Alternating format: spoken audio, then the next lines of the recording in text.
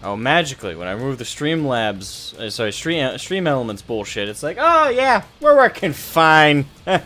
Not a problem. You want to stream? Okay. Got it. Hello, folks. Welcome to the Geeky Theoretics Podcast. I am your host, Asmogan, and this is my co-host. I am Ludus Infinium. And today we're having technical difficulties. So a little bit of explanation, since I'm definitely owing the audience one after that delay of almost 14 fucking minutes. I recently dropped Streamlabs widgets and tools completely because another content creator, I think his name is Tipster. I don't know much about him, but I know that recently he got hacked through Streamlabs. Because Streamlabs, essentially, I think, through some kind of... I don't know the whole technical thing. But he got hacked through Streamlabs, and Streamlabs had a bunch of their own issues. And for me, I don't like that lack of security, because he had... his Google account was not... He lost control of his channel, briefly, to hackers through OBS, because OBS had permission to touch videos, and they hacked his OBS account.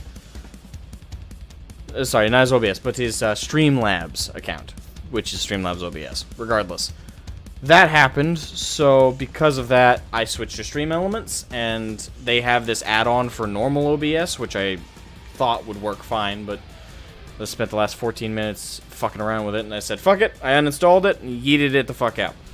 So, yeah, Chatbox may not work, prior warning to everybody.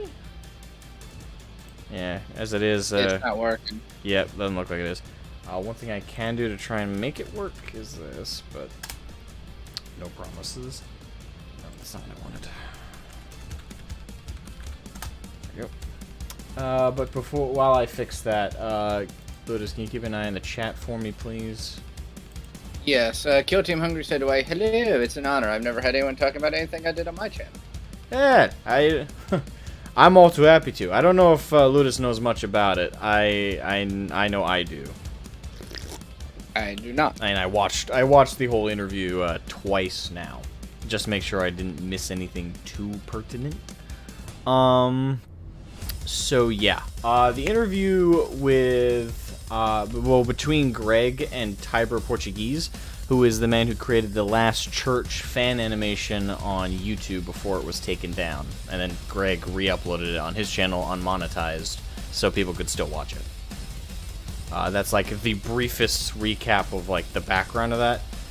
He's one of the people who got hit by like the wave of GW's saga of fan animation takedowns. Although in his case, especially after the interview, apparently it wasn't much of a takedown as much of it was they requested he take it down. And past that, we don't know much in terms of details. And Greg, you're free to come on if you want to explain it better than me. And since we got you here, I didn't know if you were available, so I thought I could just talk about it with Ludus. By the way, Ludus, you're extremely low on your webcam. Oh, sorry. I was I got an email, and it was from Quora, and the email immediately attracted my attention, and I'm gonna wait because I'm gonna say the one that kind of attracted my attention afterwards, but here's some of the recommended for me. Could Saitama solo My Hero Academia? In Warhammer 40k, why have the Tau not been destroyed by any of the bigger factions like the Imperium or Orcshed?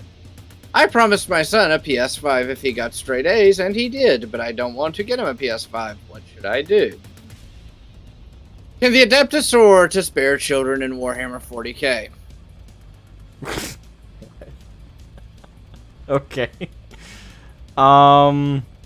Here's the response. And you're gonna love this. Okay. Yes, but they are nuns and are too busy genuflecting, whatever the fuck that word is, in front of images of the God Emperor of mankind. That said, if a Primarch came along, then they would probably loosen their chastity belt. And it's a picture of Sanguinius handing an Imperial Saint a robe. Why must some of the people in 40K do shit like this? I don't know whether to be proud or ashamed. Yeah, I don't think I'll be able to fix it because it looks like OBS just yeeted out its browser options. Like I can't even add browser links now. Yeah, more tech difficulties. So yeah, apologies, folks. You're not gonna see the chat. I'll try and fix whatever the fuck's going on later. I think what I'll have to do is uninstall, reinstall OBS because it's now missing a key feature, which is the OBS links. But that is not something I can fix right this moment. So regardless, Cindy said, "Oh," and Kill Team Hungry said, "Sorry, my dudes, I have a 1-year-old." Yeah. That's perfectly fine, man. No problem. So that means we are still going to talk about it ourselves. Righto. Alright, so I'll do my best to recant. When I would pull it up and watch it bit by bit, but it's a whole hour. And I don't know if you want to go through the whole thing. Especially since I do want to do another stream later today, and hopefully between this one and the next one I can fix whatever the fucking issues are. But regardless. Yeah. So yeah, it's a lot to go through, and you also have your topic you want to bring up, which is also a chunky one. So, well, it's not really chunky, but well, it depends on how much off of it we talk about. It's I can imagine that one will be fairly shorter, considering we've already gone through a similar conversation with the Microsoft's acquisition, as some of the same opinions and details are already espoused. But yes, in regards to the interview between Greg, our friend, who is a friend of my channel, is a friend of Ludus's channel, is a friend of us as individuals as well. At least I'd like to think so. We don't chat and hang out a ton, but we're all pretty busy people, so that's understandable. So yeah, with Greg at Kill Team Hungry, he got to interview Tiber Portuguese, the creator of the Last Church fan movie, fan short film, fan animation, whatever you want to call it. And I do actually really like the fan animation. It's not in the same air or same vibe as something like Astartes, which is 3D animated. It's fully processed and put together to the point where it looks like a professional work. And massive credit to Sayama Peterson for what he was able to achieve by himself on that one, because it's something that just blows everything. It makes professional work look lazy. Oh yeah, is how good it is. So it's not fair to compare the two. With in Tiber's case and his team's case, they had a deadline. They had something they were putting together in a more reasonable, functional amount of time, and obviously he was in charge of more than one person. So their project isn't really in the same category. I'd say in terms of 40K fan created content, I would put it in the same level. Like that's like the Last Church and what we see with that short film, and then what we see with the Astartes. Though one can debate all day long quality between the two. I mean, one again is a 3D animated, fully processed professional work by the looks of it. The other is a animatic kind of style storytelling, where the best example I can use is, since you haven't seen it, I'm assuming. Have you seen the short film, The Last Church? No, I have seen the thumbnail for it, and that's all. Alright, well, it's animated in animatics form, or I think there's another term for that kind of animation, but essentially what it is it's still images that fade into one another, and they move, like it's not like frame by frame. It's not that kind of animation like traditional. What you would think of with 3D animation or standard 2D animation, it's not that. It's more like the Warcraft, like how during Battle for Azeroth they came out with a lot of those short animations that was not like the ones with Sourfang, but the other ones that kind of showed like Ashara's backstory and that was basically the style that his team used for the Last Church animation.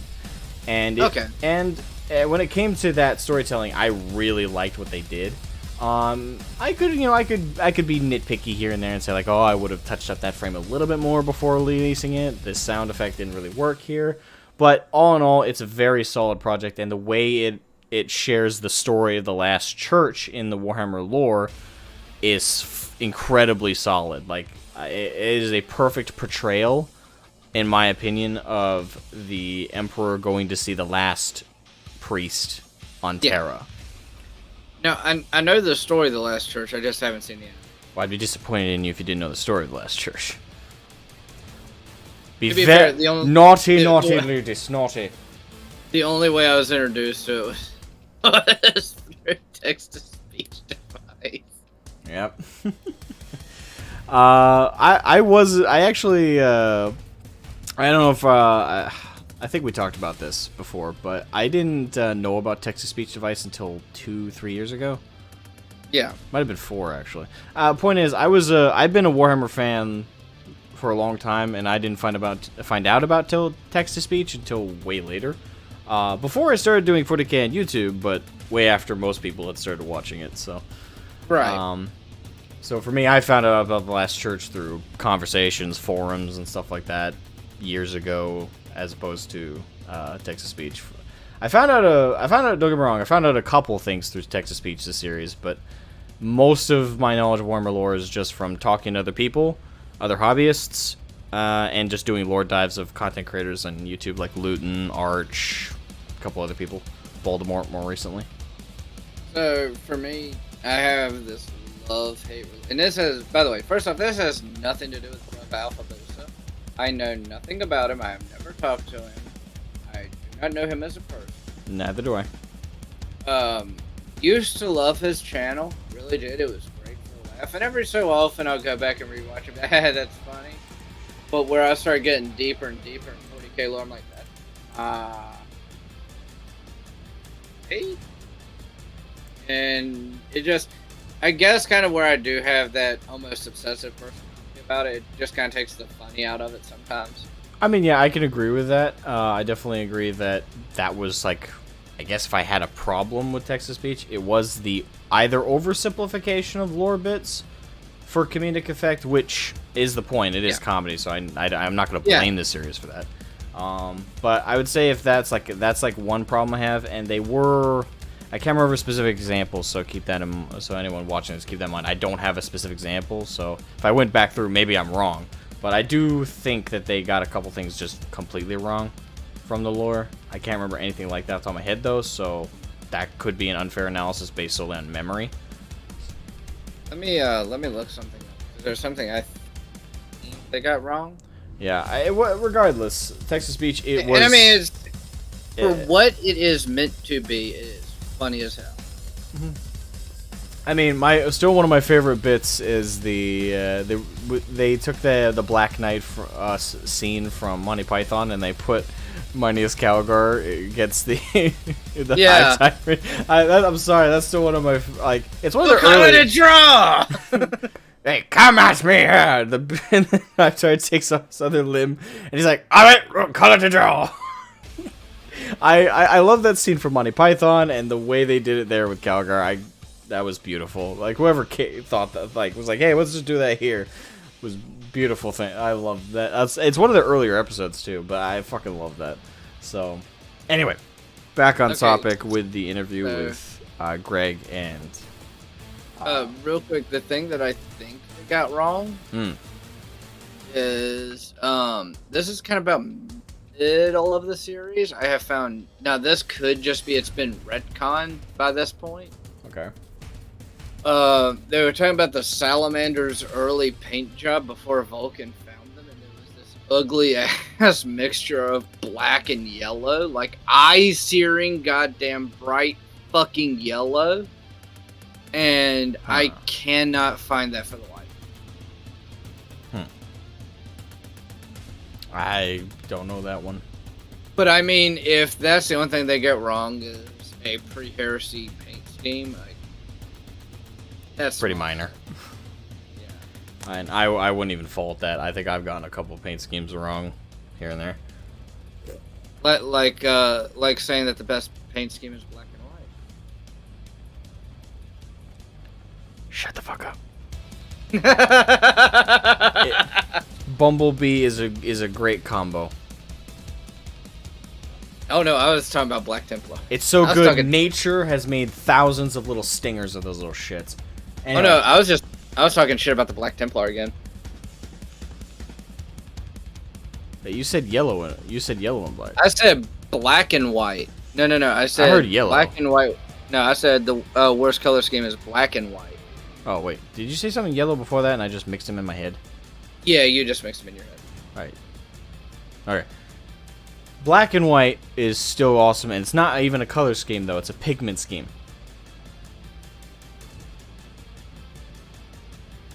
Yes, I will argue that all day long. James Mackin, the old scheme should have been part of the old Badab story before it was fleshed out, and Lions Amos. Hello, Lions. Hello, James. Welcome to the stream. Yes. Anyway, back on topic, because we're going to go on this tangent forever. So, yeah. So, Greg was able to score an interview with... his name just slipped right out of my brain. I said Tyler B. We're going... That's what you had on the thumbnail. Tyler B. Tyler B. That's what you had on the thumbnail. Not what his name is. I don't know. No, Tyler P. I'm sorry. Tiber. Yeah, sorry. Tiber Portuguese. I apologize. Oh, Tiber. How did you fuck up Tiber for Tyler? Because Tyler's a more fucking common name than Tiber. I said his name correctly the first couple times in the stream, and it just slipped out of my brain. You called him Tyler when it says Tiber in black and white. I fucked up one letter, and I wasn't looking at the. Hold on. I gotta mimic the G4 thing.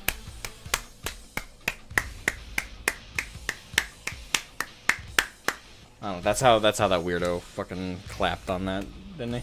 Anyway, I have no clue. Regardless, I didn't watch it. I have no interest in it. So yeah, Greg scored an interview with Tiber Portuguese, who is the creator of the Last Church fan animation. He had a whole team put together, and the interview I found very fascinating. The first thing that they did some icebreakers where they just asked a question of like, how old are you? And I was shocked to hear Tiber is 19. And he started working on the Last Church animation when he was 17. How? 17 or 16. So, I'm like, I thought I was young amongst our group. Apparently, I'm middle-aged, with Tiber being the benchmark for the youngest. God damn, man. I'm impressed, though. Like, that is impressive, what he was able to put together. Given and the thing is, his age is, you know, especially nowadays, is not like really I would say there is a level of judgment for someone who's younger trying to do these kinds of things, because there's a lot of experience is really valuable, like when putting together projects, whether it's a video game, a fan animation, a fan fiction.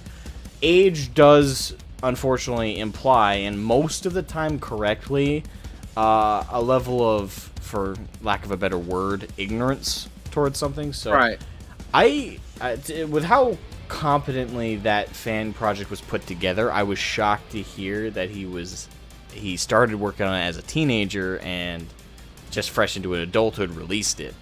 So if this is how good he is now, I can't wait to see how good he gets older. And if by a chance he sees this, Tiber, I'm not judging you whatsoever, man. I'm 22 and I'm trying to create an entire tabletop game. I'm trying to create a whole entire tabletop war game, including lore, including the miniatures myself, printing them off with 3D printers behind me. Being young and doing this kind of stuff is one hell of a hill to climb, because you have no experience to call back on. So this is the experience. This is the building of those blocks. And if you, considering how well put together those blocks you put together are, be proud, man, and keep working at it, because you're only going up from here. Like, I say that to myself plenty when I work on Warglaives, so just, it is impressive work. So yeah. And you just made me feel old. Well, you are an old man. Have they put you out to pasture yet?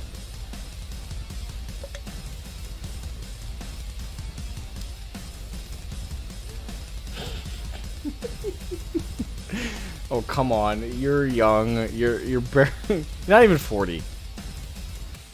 And nowadays, 45 is like middle-aged.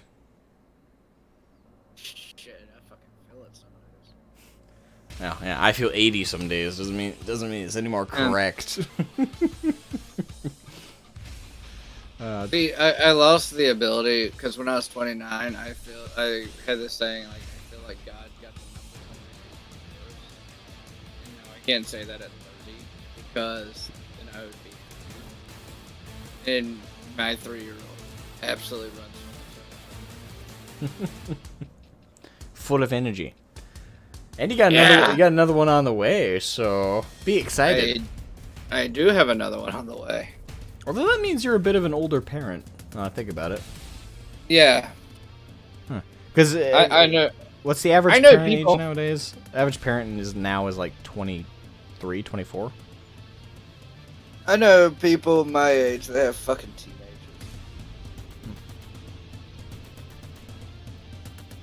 Respect to all those young creators, and Tiber said he was afraid to tell his age to the people he was working with. Yes, I was going to bring that up. Yeah. Yeah, Tiber was afraid to bring... And the thing is, I know what that's like. And I do gotta say, with the people I've hooked up with when it comes to Warglaive, whether it's asking for advice or actually, reaching out for jobs I need done, typically if there's no one asks for your age, which is good in the sense of no one is no one, because no one asks for it, you don't have to feel like you're hiding it most of the time, at least with my end of things. Like when I'm offering jobs to people most of the time, that's how it usually goes. Like it's me the one asking the information. I don't care how old you are if you're competent. But yeah, I can understand when putting a project together. I think I can relate to Tiber on a personal level there.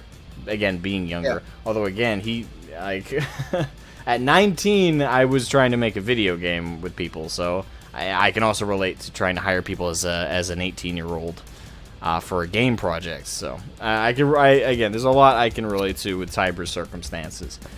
He's actually built something successful at his age, though. I had a complete fallout failure with my first game project at 18, so that's the big divide. He was actually able to carry it through, and despite his lack of experience, he was able to formulate something pretty solid.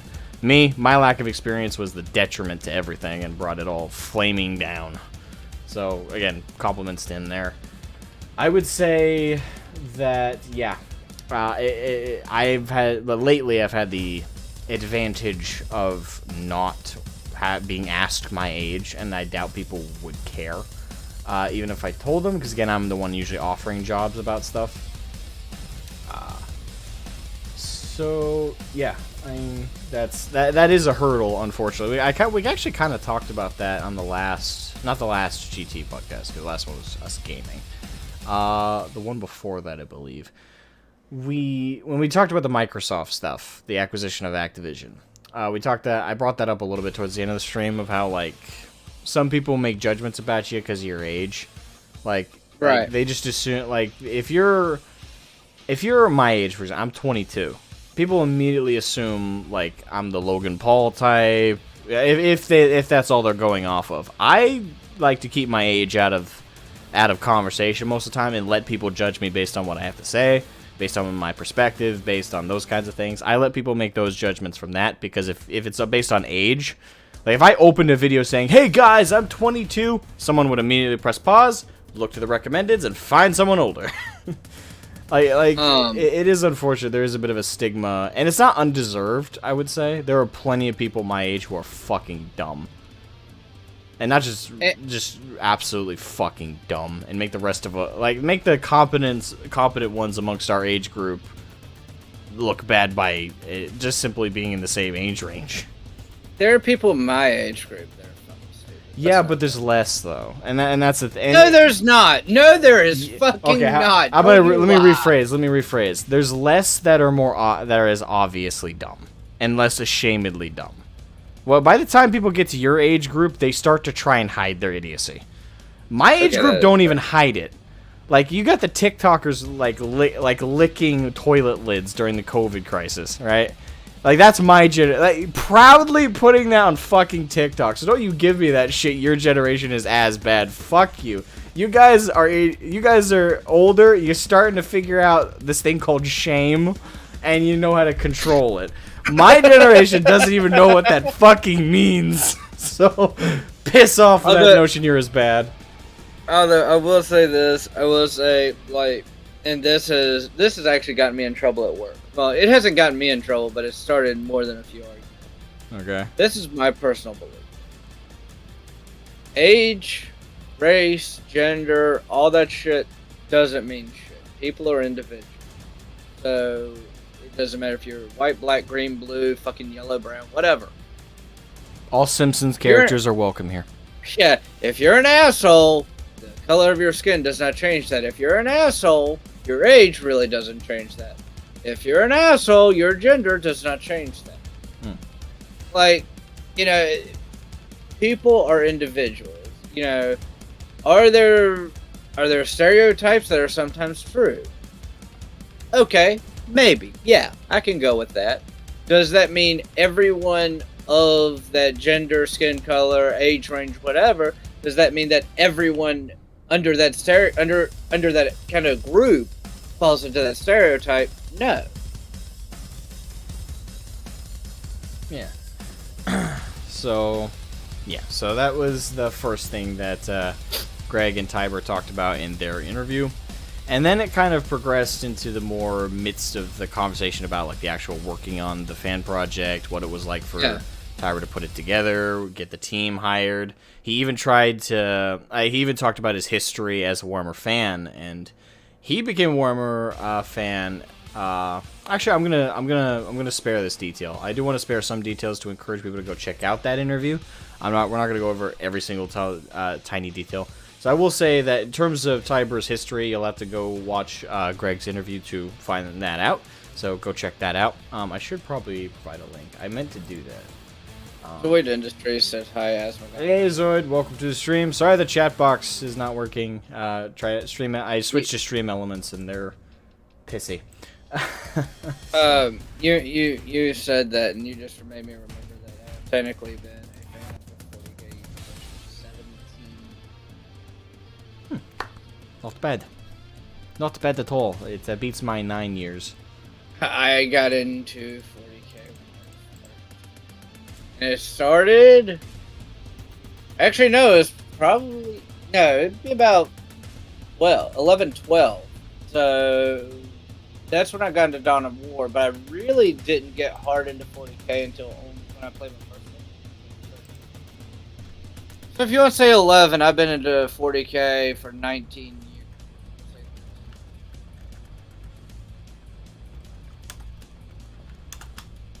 Yeah, I've been into 40K almost as long as you've been alive.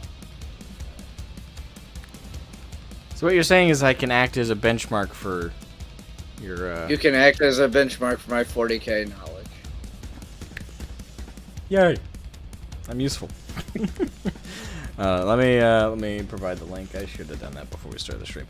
Alright, so I'm gonna put it in the description. I'm gonna share it in the chat as well right after this. Oh, by the way, I did kind of dance around a question you were asking while I was using so many explosives in State of Decay. I have a bounty that I have to kill 175 zombies with. 175 with what?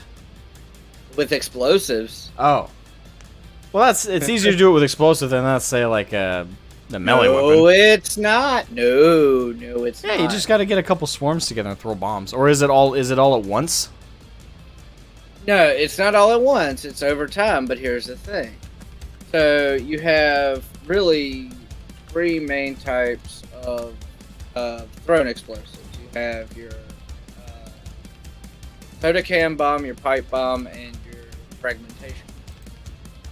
Alright. And the only one that will outright kill zombies is the fragmentation group. Pipe bomb might not kill them. The soda can bomb really fucking won't kill them. All it'll do is knock them down. The pipe bomb will dismember. Like, I've seen it take like 3 or 4 to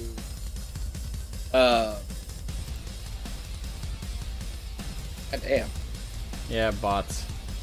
They've been super active lately. Yeah. Super active. Hey, go on. But like, it'll dismember, and I've seen it take about 3 to 5 pipe bombs to actually kill one zombie. Damn. However, an artillery strike will fuck them up. Hey, it's an artillery strike. It's multiple explosives falling from the sky. Larger radius. The problem with the artillery strike, the 30-minute cooldown. Alright, so, yeah, what details to highlight? That won't... Oh, also, I finally got back into more intense video editing for me. When I did the Fallout 4 video, which is, and I'll even say it's absolutely horrible because I still need to get the voice modifier right. I had to cut out all of the main character's dialogue, and like, so how it would work is I would leave the option up, say the line, then select the option so the character would speak. And then keep going, and then went through, watched the entire thing, and cut out all of the main character's dialogue. And I called Preston Garvey a bitch like 4 times. Only? Well, it was just the opening mission. I only had 30 minutes. Yeah, actually, still amateur. I cut it down from 31 minutes to fucking 24. Okay. But no, he's like, it's funny because when you first went to him, I need your help inside. What do you want, bitch? Greg says he also reached out to the original yeah, I was gonna get into that. I was gonna get into that next.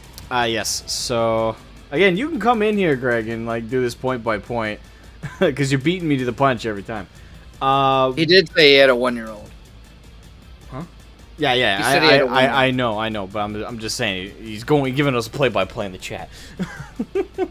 I'm joking, of course. But yeah. So Tiber did reach out to the voice team behind the, I believe it was the audiobook. No, it was the Fluff and Hammer podcast because they did the narration for. Well, he wanted someone over there to do the narration of the voice of the Emperor. Okay. And if I recall from my watching of the interview both times, Tiber was not able to successfully get anyone from their team to participate in the project. Correct me if I'm wrong on that, Greg. I could be remembering incorrectly. But I do believe that Tiber was unfortunately not able to get any of them on the project. But he was able to get other voice talent onto his team, and again, from my viewing of the Last Church fan animation, it was very solid. It was very solid. So I personally don't see a problem with who they ended up going with in the long run. There's only one other thing I wanted to go over, and again, I'm trying to only pick particular bits of the interview out, because I do want to encourage people to go watch the actual interview with between Greg and why is it his name just pops out of my brain? Tiber. Thank you. Why? Like it's in there. I say it, and then I try to say it again, and it slips my brain for some reason. Yes, Tiber. Please go check. Maybe it's a curse by Zinch. Let's try that. Maybe Zinch is fucking with me. He's like every third time you try and say the name, you forget it. Fuck you! You just hear in the background. Better than a curse from Slaanesh. A curse from Slaanesh. That could be a lot of different things. Every time you say his name wrong, a tentacle pops out of a different hole. I was thinking more like I get addicted to a random drug every 5 minutes. Or that too. Psych. Yeah, it's cocaine time. Okay. 5 minutes later, bath salts. 20 minutes later, crocodile. Arm falls off. Oh, shit. Oh my god. Yes. So I do want to encourage people to definitely go check that out. And again, the link is in the description of this stream, and I just shared it in the chat a minute ago. So yeah, everybody definitely please check it out. The last thing I want to kind of go over is towards the end of their stream, Greg brought up questions from the Patreon, which I was a patron at the time, so I could throw out questions. I'm unfortunately not now, but that's because I'm broke. But I'm earning money again. I'm a full-time employed person again. And hopefully... I'm full-time employed, and I'm staying. Yeah, I'll be broke for a little while. I owe a lot of money on a lot of different shit. But once I have money in the reserves again, I'm going to put most of it towards getting Warglaive back up and running properly. So, real quick to interject, after we get done with this topic, do you mind if I share my good news, speaking of the money thing? Yes. Yeah. Well, so I'll get into it. So...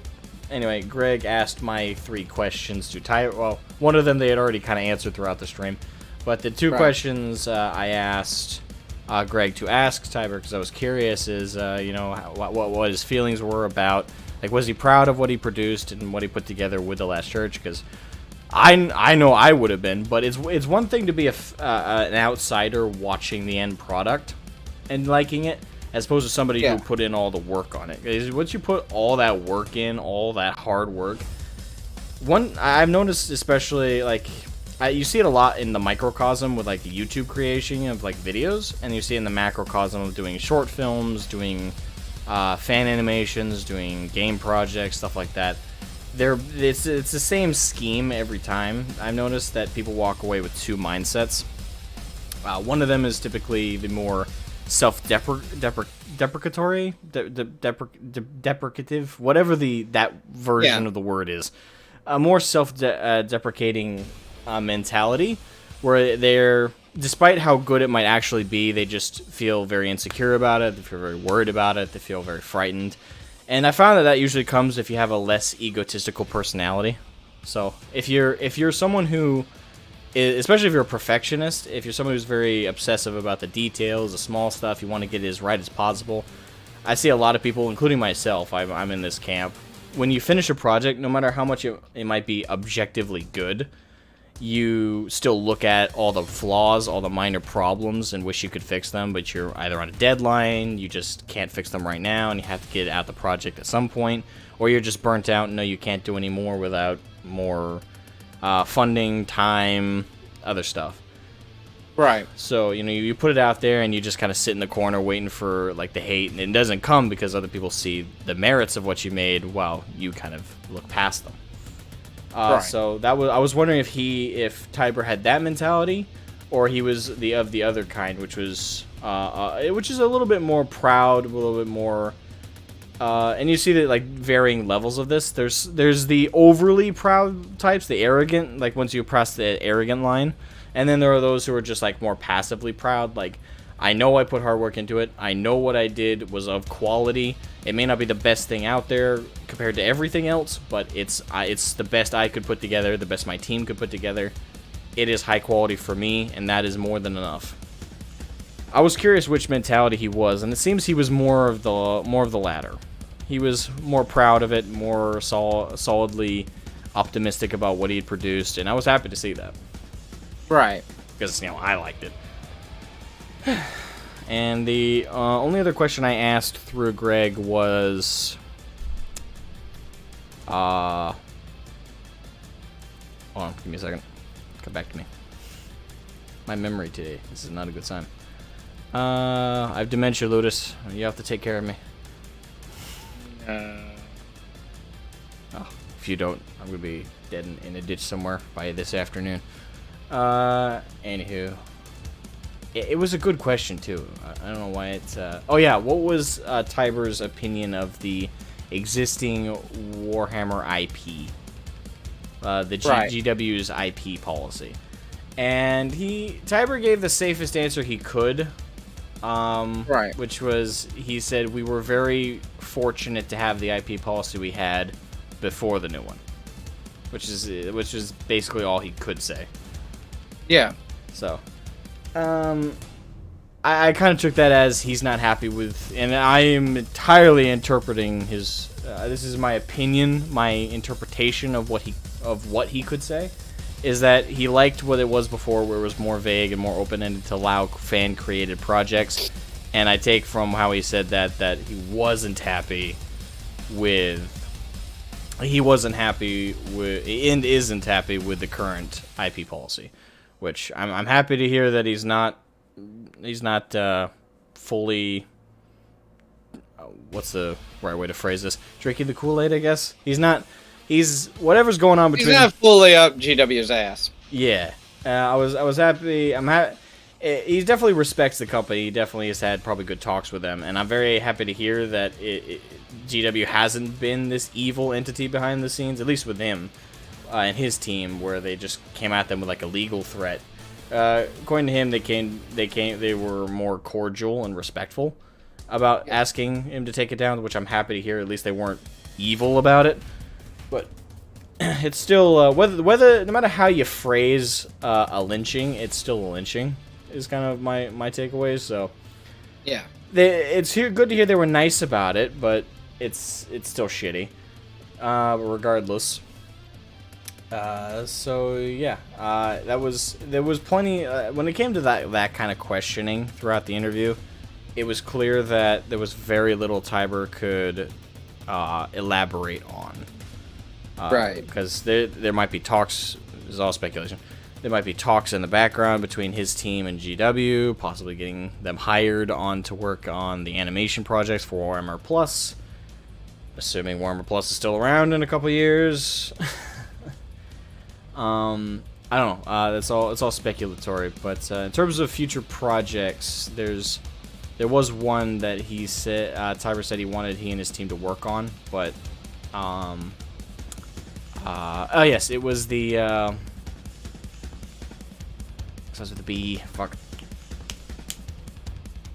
I know the biggest thing I liked about it was he wanted it to be kind of like a political drama, where they kind of go over the relationship between the Primarchs and their kind of brief struggle for who would be War Master, a little bit.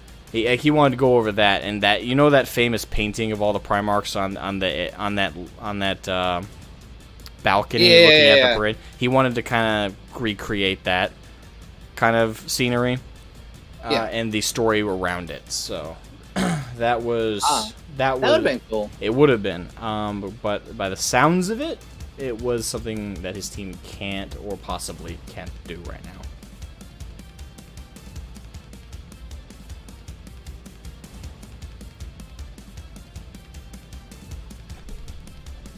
Yeah, the Triumph of Ulanor. Yes, Ulanor. Thank you. I don't know why I thought it started with a B. I guess because Badab came to mind, but that's not right. No, that's not. No, it's very, very different. To be in my defense, there's like how many different great battles and crusades are names to remember? Well, while we're on this topic, I was rewatching a series from Marcus' channel, The War of Armageddon. Ah, yeah. And he pointed out something interesting. Wow. His best estimate was there's something like 10 to 15,000 a star day at the Second War of Armageddon. He's like, this is like a leech in formation. But here's the thing. It would not be as good as, say, like the 63rd Expeditionary Force from 30K led by Horst Lupercal. That was all Luna Wolves. They all were Luna Wolves. They all kind of had their own tactics. They were a unified force. Whereas in Armageddon, there were about 20 to 40 different fucking chapters. And 2 which gave no shits about the others, being the Space Wolves and the Black Templar. So, it's kind of like... It's funny looking at that from a 30K and a 40K lens. Because you could see where there was kind of a good intention there. Like, we don't want one person being too strong because only 9 people... You can flip me off all you want.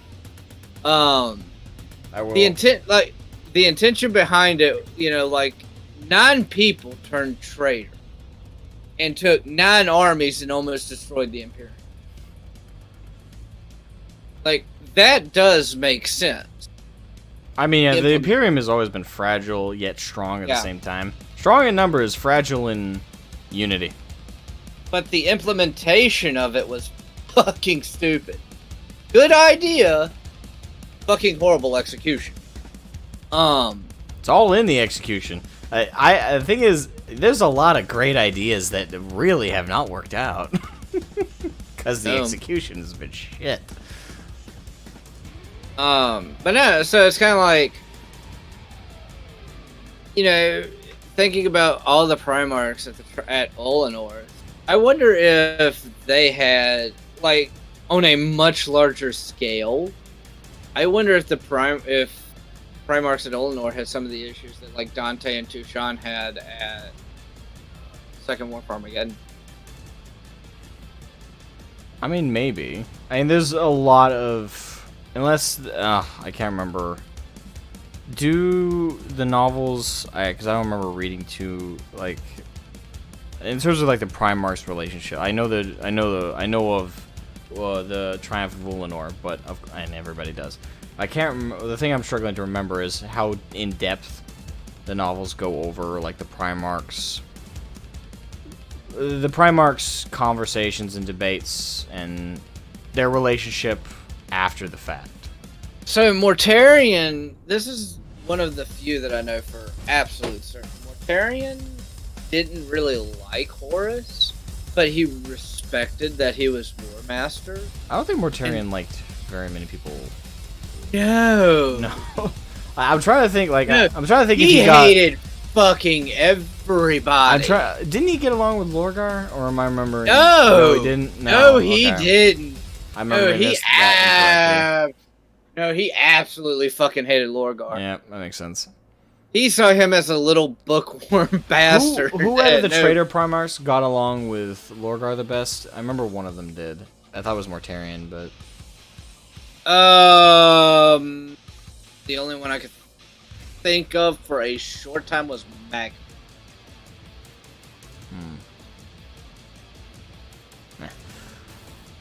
Regardless, Mortarion, gas mask boy. Mortarion, good boy. He's snuffing on that good shit, the plague shit. What's funny though is we talked about this before. Mortarion, it wasn't really his fault he turned traitor. Well, it wasn't his fault he turned to chaos. No. I already laid that out during our Nurgle special. I laid that one out. But the out of all the traitor Primarchs, they are the only ones who did not choose to be corrupted. They joined the heresy. They joined effectively the chaos side, but they are the only ones that didn't have a choice in terms of the regard of actually being turned to their corruptive god. Actually, I would even go further. I would say there's one more. Ingron.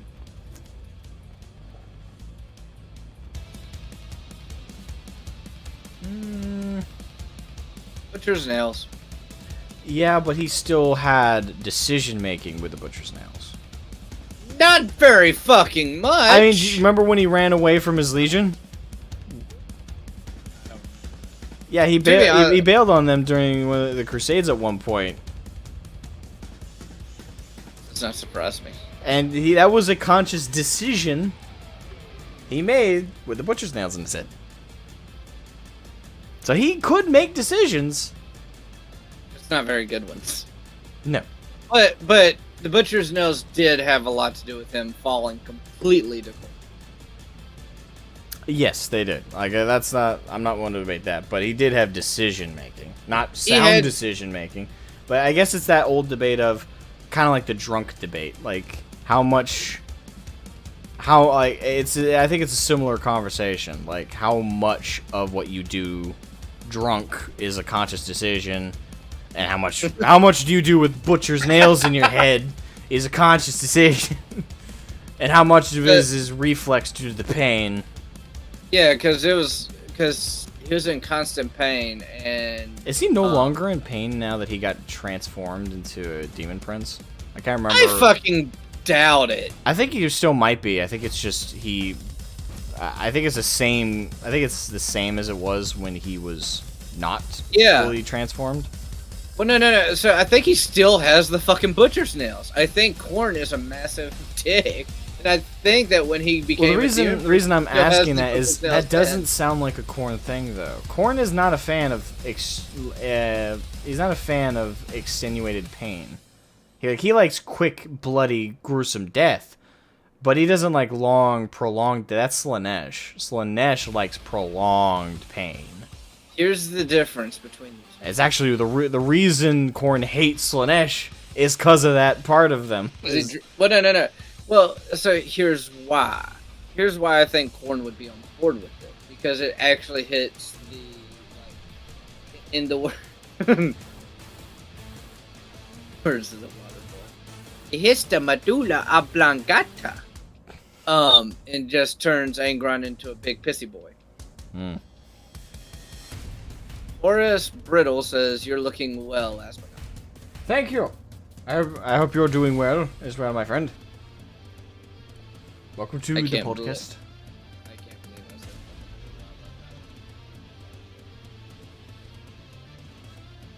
I said that. I now know what you watch in your free time, so. I actually haven't seen that movie for a very long time. I haven't seen it. It's just a very memorable years. I think I was a teenager last time I watched that movie. Regardless. Dude, you're fucking 20. Yeah. No, you're 21. I'm talking like 14, 15. You're a teenager up until you're fucking 19. I mean, legally, no. Up until you're 18. Then you're an adult. What are the last 4 letters of T-E-E-N? What are the first 4 letters of T-E-E-N? Then you're a fucking teenager at 19. Then let me ask you something. If I get caught, let's say I commit a crime at 16. I go to juvie. I commit a crime at 17. Where do I go? You're confusing. Prison. You're confusing a teenager with the terms of minor. You can be a teenager and be an adult. I'm just saying, if I can get sent to an adult prison, I'm a fucking adult. If we're gonna play this game... If I get sent to an adult prison, I ain't gonna be the bitch. I mean, I'm an adult. Oh no, you can still be a bitch. But being an adult has no implication of your bitchiness. Oh god. Your perky ass, and your string beanness define whether you're a bitch in prison. You can be 50 and be a prison bitch, okay? Droid Industries. Yeah, we went over this a couple times already. There was an issue with Streamlabs, so we do not have the chat bot. Well, I'm not running Streamlabs anymore, and I was trying to use Stream Elements, and it wouldn't work. And when I did a reboot, for some reason, after I uninstalled Stream Elements from OBS, I lost my ability to do browser links. So after this podcast and before I do my afternoon stream, I'm gonna have to figure out how to fix that. I'm also doing an evening stream. I just haven't decided if I'm gonna do StarCraft 2 or State of Decay. It's up to you. Whatever you're in the mood for. I'm gonna be playing that new game. Yeah, Lost Ark. It looks cool. Like I will say, this is we should probably, because you want to do your announcement, and I'll just I've already more or less wrapped up. I liked the interview, Greg. It was great. Everyone should go check it out. Link in the description to Greg's interview with Tiber. Anyway, Tomahawk Triple X says, "Hello, how's everyone doing?" Is that you, Gavin? Did you change your name? Yeah, we're doing pretty good. Yeah. Anyway, you want to do an announcement here? Yes. And is it cool if I share a link as well? Yeah. If you want me to put it in the description, you have to send it to me. I don't know if the chat will let you put it in there, even if you're a mod.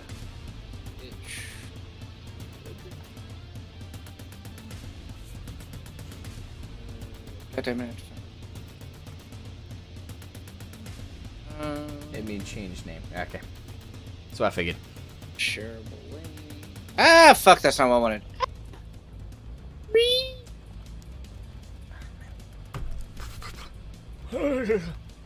There we go. And I think you can copy it from here too. Oh, yeah.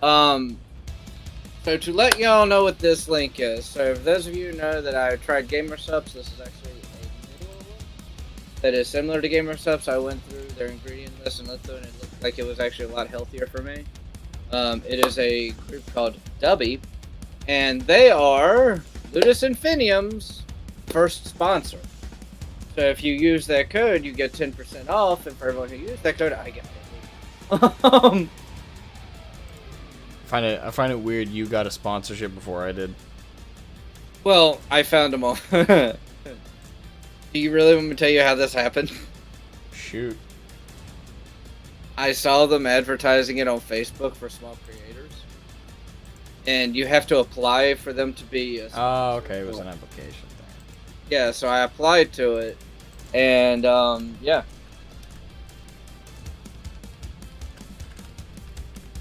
So, yes. So did that link give people a discount or anything? I'm just wondering what to type. 10% off. Oh, yeah. Get 10% off. With code Ludus40K. Because I am very unimaginative. Is it all caps?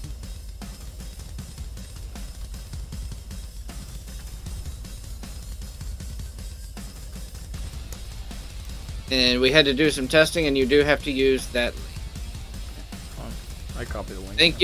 Thank you. Shout out to Lil Miss Cindy for helping me figure that out, because she actually went to as soon as I put it in my fucking Discord, she's like, I'm gonna get something. And yeah. So found out that something wasn't really working, and have to actually use that link right there. Hold on.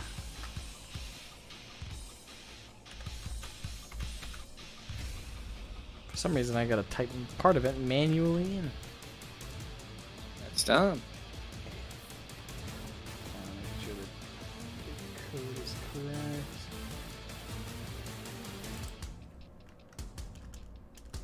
Yeah, because for some reason YouTube doesn't like me typing in code myself. It has been the day for technical difficulties. It is a weird day for technology.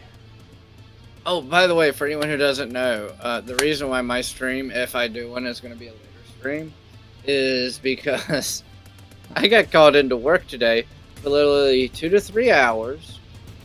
Now, for those of you who don't know, I'm a line cook. I work tomorrow and then for the next 3 days, but I got the day off. But for those of you who don't know, I'm a line cook, and they're having me train a host. Oh, fun. Doesn't make sense, but fun. Because I'm essentially the only person who fucking knows how to do it right. Yeah. You're never restricted on asking questions about Warglaive, so go ahead. Gavin asked if he could ask a question about Warglaive. I don't know why he asks every time. You put in the link wrong. I did? Did you?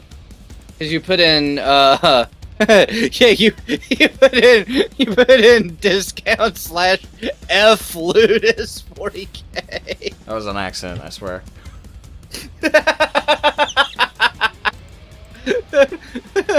Man, fuck your discount code. F Ludus. Alright, how about now? I should have fixed it.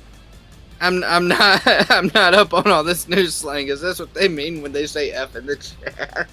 Yeah, it doesn't mean rest in peace no more. And by the way, yes, I know what F in the chat means, but that was just too fucking good to pass up. It's amazing how no one remembers that that's from Advanced Warfare, but it's Call of Duty. Will we see any Terran merch? I was looking to buy merch. I'm not planning on putting together faction-specific merch until I actually get a product more out. That's the thing. As it is, I already feel bad the merch I got up as it is, because I really shouldn't have put that merch store together until I had more of a product underway, so I kind of feel bad about it. So that's why I don't constantly mention the merch store, even though I have one. Because I'll probably, once I actually have a product on offer, in the future, I'll feel more comfortable, like, advertising the merch store and actually add to it. But for now, and also I'm thinking about switching merch stores, because the quality, like, I bought some of my own merch, from Teespring, and I'm not gonna lie, they make shit merch. Like, the mug was okay, like the drink container was okay, but the shirt, like the Warglaive Gothic logo is already faded off, and I've only put it in the wash a handful of times. So I'm definitely got to figure out a better store. But regardless, yeah, there will eventually be Terran merch. There will be Sovereignty merch, Warborn, Volk, Rathan, Gretsch. They'll be the works, but nah, not for a while. I actually want to get miniatures produced. Which, speaking of, once I don't know if I'm kind of in the red right now, financially speaking. So I won't have enough money to actually I won't have enough money to get Pierce back on to doing artwork until my second paycheck, which is 3 weeks from now. And I won't have... With this next paycheck, I'll have enough to at least get ZBrush and hopefully start getting more Gretsch models underway. And my plan is, I'm actually going to start selling the miniatures to help fund the rest of the project. So what my plan right now is I'm on the Patreon. I'm gonna make it so I'm either gonna add a $15 tier, or I'm going to make the $10 tier minimum for people to get access to STL files to the minis, or at the very least, I'm either going to do that or create a My Mini Factory account and then create a discount that people can get access to on the Patreon, which they can then buy minis, the STL minis over on My Mini Factory. And I won't actually start selling the physical minis for a while, because that requires, well, money to buy shipping containers, pay for shipping and handling. There's a lot to all of that, so we're just start out small and simple with just selling the STLs to people who have 3D printers, and then move up to doing full manufacturing later. The game rules are still in a very shitty prototype stage. I recently did a test game with my brother-in-law, and I found one of the rules I wrote in was super fucking broken. So I need to write that out. I'm thinking about having an alpha version of the rules for people to test out and find the flaws with, hopefully within the next couple months, because it's not going to take long to make at least a workable prototype. And as it's an alpha, the rules will be free for people to try out. Hopefully that'll result in... My one worry is people will try the rules out and they'll find some fundamental flaws with it that I missed. And once they do that, they're just going to assume no matter how much I work on it or fix it, they're just going to write off Warglaive Gothic because of the first iteration of the rules, which I hope doesn't happen. That's a fear I have for releasing a not fully complete rule set that's refined and properly tested. But at the same time, I really don't have the time right now or the money to do all of the game testing I would like to. So I'm either going to release the rules just publicly somewhere, or I'm either going to have a select number of friends who have the free time to test the rules out and have them kind of act as my QA testers before I have the first edition rules ready to release. But yeah, as I'm I'm fully employed right now, full-time, so that also takes away from development, but I need that money to be able to afford development, so it's a beautiful endless cycle of work to get money, use money to pay for project, work my ass off on the project, etc., etc. AR was asking, why does it look like Ludus is periodically? It's because that I had to take care. No, it wasn't. That actually wasn't light correction. It was because I had 20 fucking pages up, and I was closing some of them, and I accidentally moved around some of them. So that's why the color on my screen changed so much, and I'm fucking Irish pale ass white. So whatever color the screen is, that's what color my face looks like. Get close enough. Yeah, you look beautiful to me.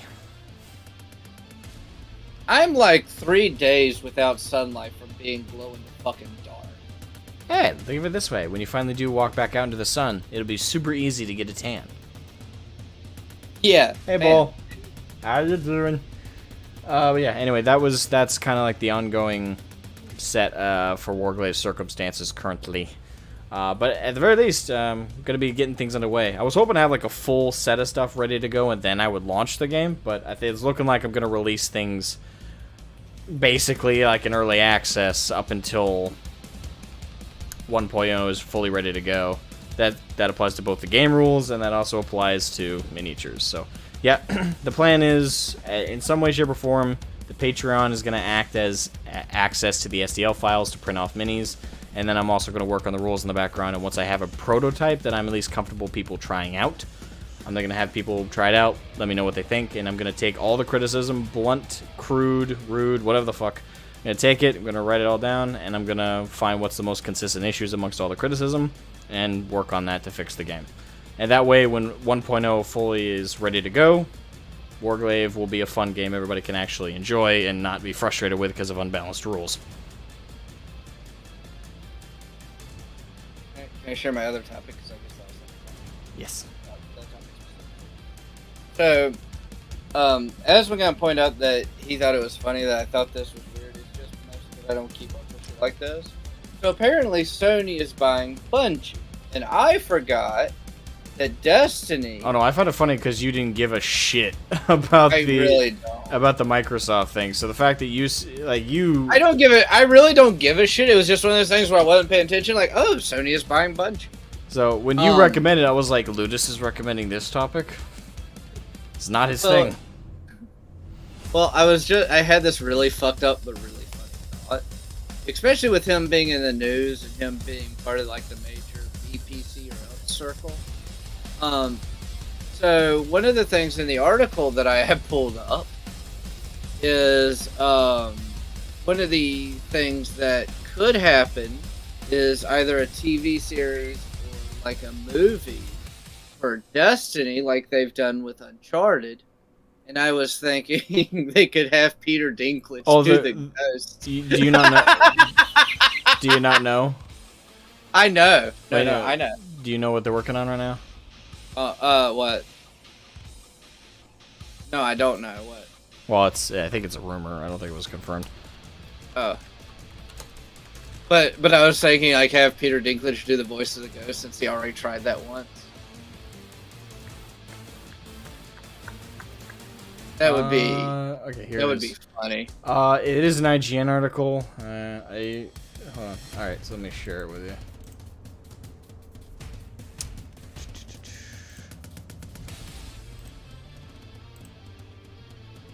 And also, the reason I picked that particular article is because of the last paragraph.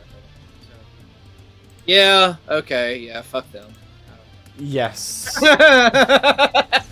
So that is my level of apathy at this point. But no, the reason your statement rings a little true. The reason that why I picked this article is because of the last paragraph, and I'm going to read this paragraph word for word so you can understand why I thought this was funny as hell. Microsoft recently partnered with nail polish maker OPI to offer gamers in-game livery for both Forza Horizon 5 and Halo Infinite when they showed proof of purchase for one of their new colors. However, the first batch of nail polish only gave out codes for Forza skins, leaving some people unhappy. At least their nails look pretty though. Your aim and driving is better when your nails are taken care of and polished. That's just science. What?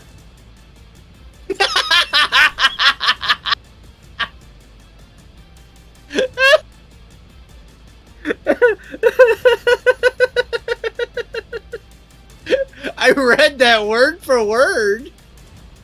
And AR said Lamau Tinklebot coming back would be pretty epic.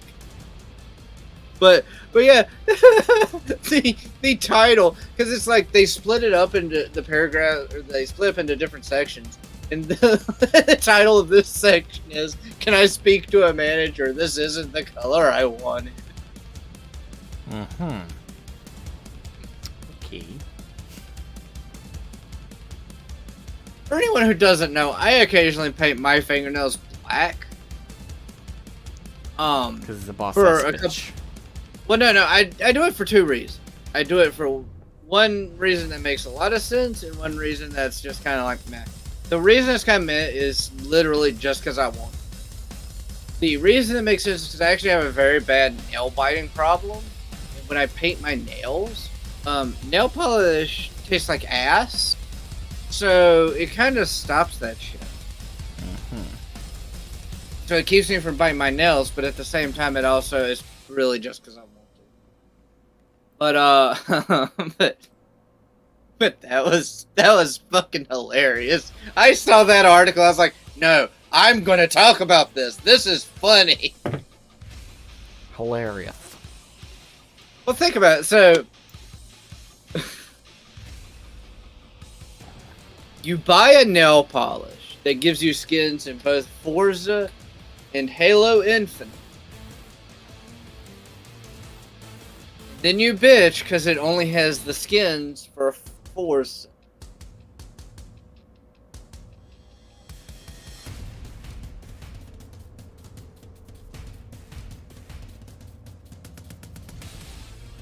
I now know the kind of toxic player base that Halo Infinite.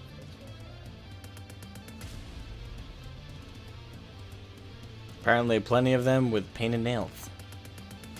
And nothing to show for it but painted nails. If they raise enough of a fit because they didn't, that is a level of toxic that is just outlandishly stupid. I don't know if I would consider that toxic. Because they advertised a product that isn't there. Okay, I understand that. But think about to the point where, like, it's end of the world stupid.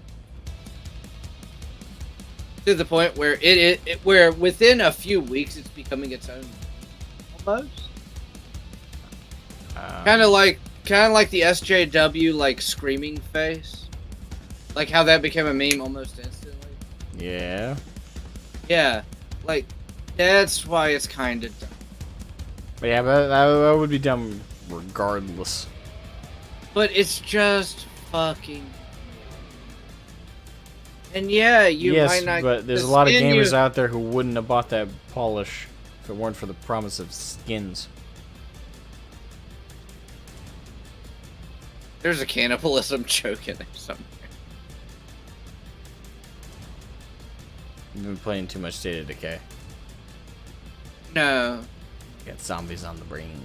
Actually, there is a there. No. You can get an enclave in there that is a cannibal enclave. Paul says I should be considered fraud. What? For what? That was random. But no, so the cannibal enclave, you do like the missions you do for them is like, Little Miss Cindy, someone say cannibal? But like you have to go get them a meat cleaver, you have to bring them an unsuspecting sucker. The last mission you do from them is someone escapes, and you find out they're cannibals. By the way, the entire time they're on your map, you can buy food rucksacks from them. And the food rucksack, like, so if you have a normal food rucksack, it'll say like sack of fry, case of preserved food. Now, if you buy it from this enclave, this is the only way to get it. It's a sack of strange meat. And if you break it down, you get strange meat snack, or strange meat jerky. And the best part is you also get a luxury item. Usually like a wristwatch or a ring, and you can sell the wristwatch or ring for anything.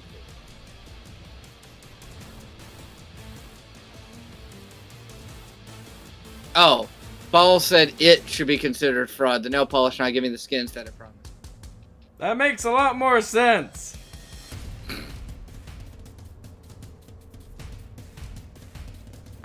Asmogan, this is an actual thing that happens in State of Decay. No, I believe you. It's just you started talking about State of Decay, and I'm like, I could probably slip out of here and he won't notice. No, I noticed. I just watched you. I was late here. No. But like I said, it's kind of funny because, like I said, the rucksacks they do it really well. It's like sack of strange meat, and if you break it down, you get like strange meat jerky and those luxury items, and you can sell the luxury items. So knowing cannibals is a good thing in State of Decay. Okay. All right. So you want to open up the Q&A? Yeah. All right. Yeah, because Taylor's almost done at work. Now would be a good time to open up the Q&A. All right. Yeah, you got to go up by 2. I have to go when she tells me she's done. The pixels make it look like you got armpit hair right there. Actually, that isn't even my armpit. It's my bicep. I got bicep hair. Bicep. Dead. Well, no, it's because of the fucking green screen and the way the light hits. Well, Ball, that is a question of that is a philosophical question that'll be going on for eternity. Just like is the glass half empty or half full? Depends. Your perspective. I know the answer to that question. I know the answer to the question if the glass is half empty or half full. No one knows the answer, so I'd love to hear what you think is the answer. You throw it against a rock, then it's all broken. That's not an answer. That is an answer. That is. It's just not the answer you expected. That is the equivalent of a change of subject, I would say. No, it's not. It's the same glass with the same amount of liquid in it, being either half full or half empty. But when you throw it against the rock, it's all broken. But can you keep an eye on the call line because I can't see? Oh shit! Yeah. So just check it every little bit while we wait for while we go through the Q&A. I don't think we're gonna get anybody in there today, but that's. Paul is in Sleeper's Den. I don't know if he's intending to be in the stream call, but he's in Sleeper's Den. I don't know. Paul, did you want to hop in the? Did you have any questions for us that you want to jump into the call for Q&A, or is that in there? Oh, I did buy Phoenix, by the way. Oh, yeah. I was telling me someone was like, what? You got a bird? That was my first thought. I was like, you got a fiery bird that when it dies, it regenerates? It comes back to life. It's a pet that'll never die. Oh, what was that one chapter that was supposedly Imperial Fist successor? It's like Sons of the Phoenix or some shit. Yeah, something like that. They like to burn everything. They're pyromaniacs. Oh no, he said no question. Sorry, just saying in Sleeper's Den. Damn. It's so cool. It's all cool. I didn't know if you meant to hit call line, just hit Sleeper's Den. Yep. What is the nail polish that gives skins? It's OP. Oh, now you've sold AR. He's like, we might want to repeat. It doesn't have Halo skins. But no, I was just thinking that you could call Phoenix's army Sons.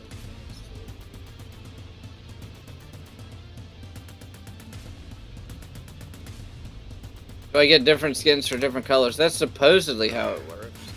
For Forza, though, right? Like, the Halo ones aren't working. Well, I think they fixed it. I don't know. Yeah. I didn't check for any fucking follow-ups. I just thought it was hilarious. No, buy the polish at your own discretion, Air.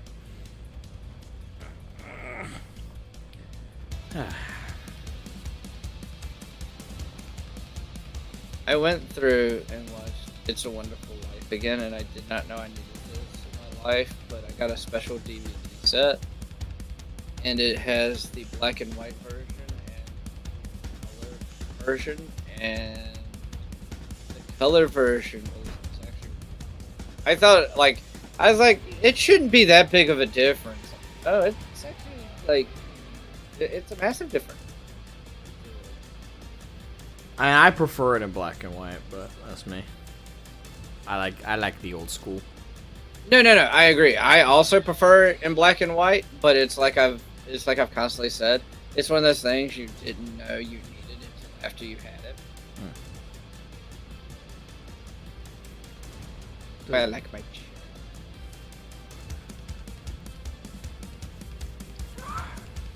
Alright.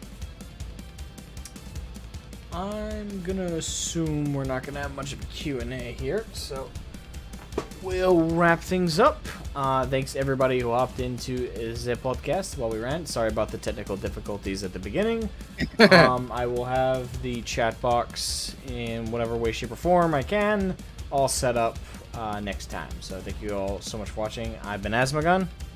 I have been Ludus Infinium, and thank you all for watching me as well. Yes, and we very much appreciate you. And we're both going to be streaming this afternoon, so you decide who you want to watch between the two of us. Well, depending on when Asmogan finishes, I'll probably start my stream after now. Yeah, I got to make sure I can fix the Streamlabs issues beforehand. If not, then I'll just stream and force Asmogan to play. Okay. Good luck with that. Hey, if Lost Ark doesn't work, I'll be happy to, but... I need a level Phoenix. Anyway. I need to grind Phoenix, and I don't want to do it with randos. And yeah, the only other thing we'll leave off on is make sure to check out Kill Team Hungary's interview with Cyber Portuguese, and also if you're interested in picking up some gamer fuel that isn't G Fuel, make sure to check out w.gg/discount/ludus 40k. It is, yes, it is sugar-free. Again, for someone like me, I'm actually probably going to do my own video on this. Someone who has had heart issues for over a decade now, and someone who has like stress, anxiety, and like crashes really hard. I drink coffee, and I crash when I drink coffee now. God damn it! Well done. That's how long I've gone without drinking coffee. I'll drink it, and then like an hour later, you'll just hear BAM, and my head hits the desk. No, but it's something that if you have any of those issues, that'd be really good for you. Hopefully. Ideally. Ideally. Anyway, that does it for us. Thank you guys so much for watching. We'll catch you guys next week, same time.